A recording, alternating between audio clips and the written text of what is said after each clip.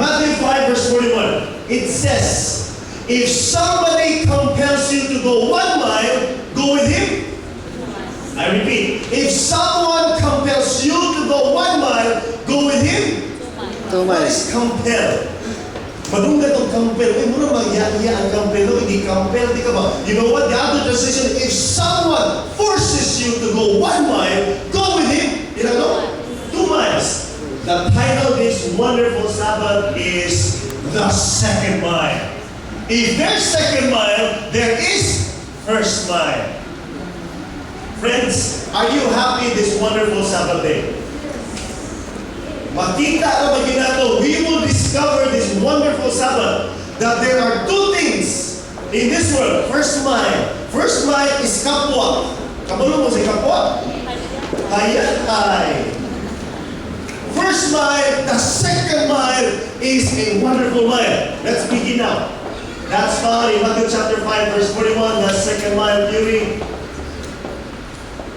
Nandong na ang may second mile. Let's begin, everyone. I want you to take the context of this whole verse. Let's begin in verse 38 of Matthew chapter 5. Verse 38. Let's go up first. Okay, verse 38. It says there, you have heard what has been said. Eye for an eye, tooth for a tooth. What does it mean?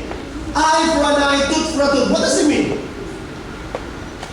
If somebody hits you, what should you do?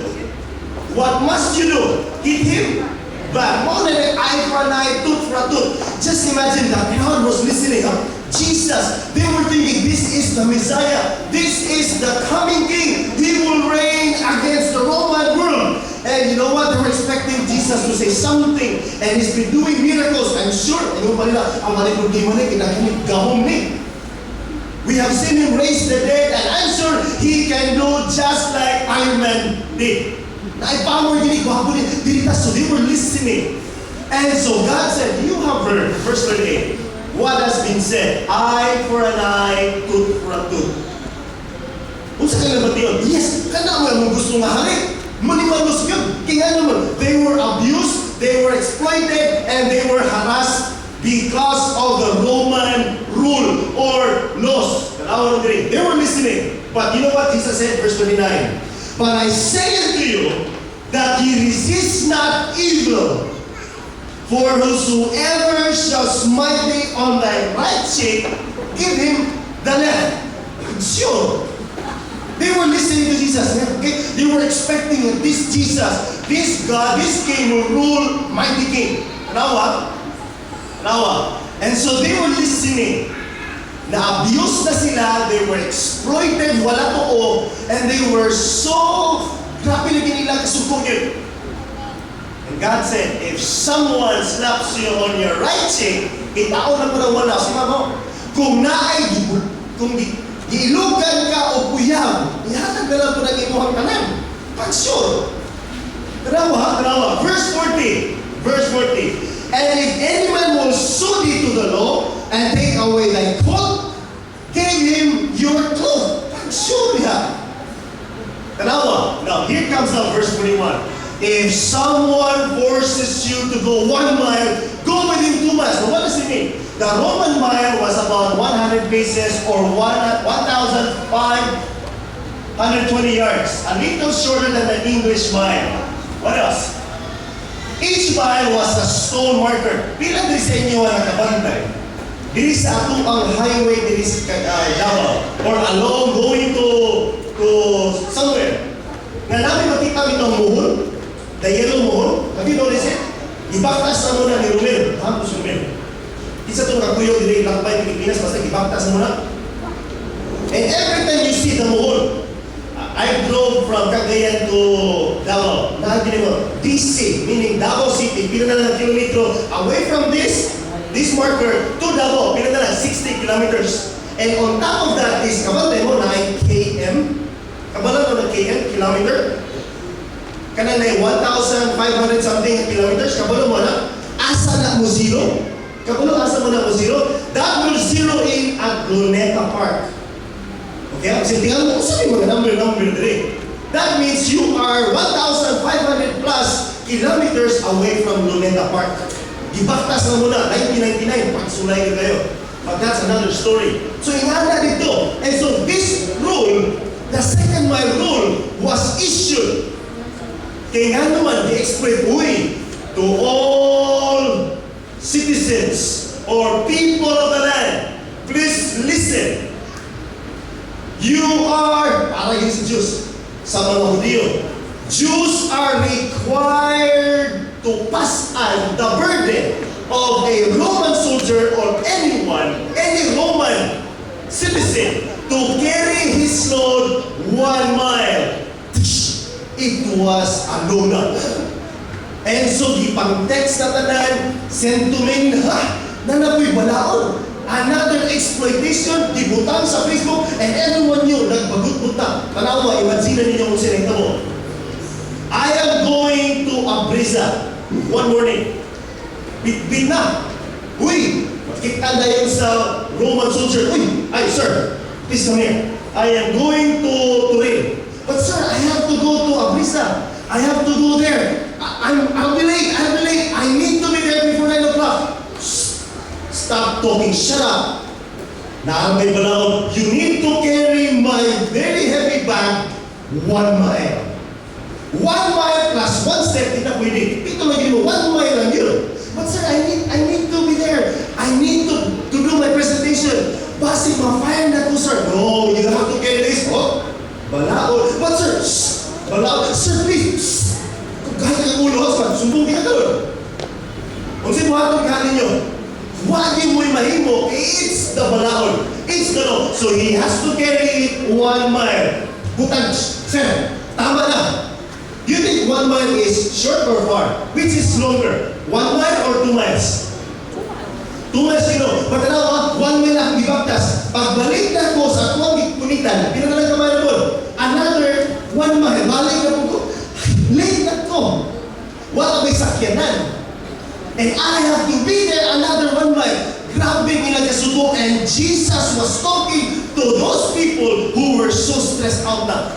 Suko na, they were so mad because of this law. And Jesus said, if somebody compels you to go 1 mile, go with him. I can't hear you, everyone. If someone forces you to go 1 mile, go with him. Very good. Now, let's continue. What is second mile? Christians are required to live in the second mile. Listen, everyone. I repeat. Christians are required to live in the second mile. Now, if there's second mile, there's first mile. Now, ask yourself, are you in the first mile or second mile? Next one. Christianity is a second mile religion. Christianity is a second mile religion. And next one is successful people live by the second mile principle. What is second mile? Friends, Jesus requires us to live in the second mile. Jesus requires us to live in the second mile. Tanawa na ito. Unsa man ay ang first mile? First mile is crowded. The second mile is not busy at all. If I will tell you, be here at exactly 8:30, no more or no less, what would you think? Pag sure niya, kung saan man ato ang kaluwasan niya, di ba iya-iya ito magbuot man mo? Meron ka, maingon ka sa inyo, okay, no one will enter heaven unless you really have a strong, small group. What would you do? Pag sure niya, ingana din Ginoo. If I will ask you, no one will leave this building before the sun sets. Close that door, Pastor. Ano sa kanyang batiyon? Pag-sure yan. Makagawas ka rin nga hindi na niyo pumapalik yung simbahan eh. Friends, the first mile is crowded. The second mile is not busy at all. Kaya naman, kaya ang first mile is kapwa. The second mile is grabe ka kapoy. You know what? The first mile is congested. Dagang igrada na. Maingon ganito, okay, ang atong divine worship, sige mga kaigsunan, next Sabbath, we will not have Sabbath school. We will only have divine worship at exactly 11. We will end 11:45. What would you do? how would you react? Yes! Ayan ay! O sige, wala na tayong brand Sabbath school, wala na tayong AY. Just come here 11 o'clock and we will really end at 11:45. What would you do? Yes, Lord, what for? First mile is congested. Everyone will come here. Everyone will come here. But you know what? The second mile is not well traveled. Asan ba na to ang small group? Oh, we will be at Mount's gini ako small group dito ilang yung Mrs. Lubro. Magwapo din ang kailangan kaon. Pero sunod sa panuhan mo small group, alito na rin Faigmani. Agay, lutya ka ba nito? Kamu pinay kaonon? Kamu narangsa? Huh? Friends, let me ask you, why are you sitting there and not here? Because is there someone that makes you go extra mile? Hindi ko ganahan din na. Dito magkiguyo ka na small group because he is my second mile. She is my second mile. Di lang ko napita. Let me ask you, why are you sitting there and not here? Kaya maulaw mo? Coming in front is the second mile. You're sitting there is your first mile. O bakit sa na? Because God wants us to live in the second mile. If I ask you now, will you please stand and come forward? What would you do? Dili na nagbubigan. Magpupot, ka? Okay, dito magpupot. Di ba sila pabalik dili?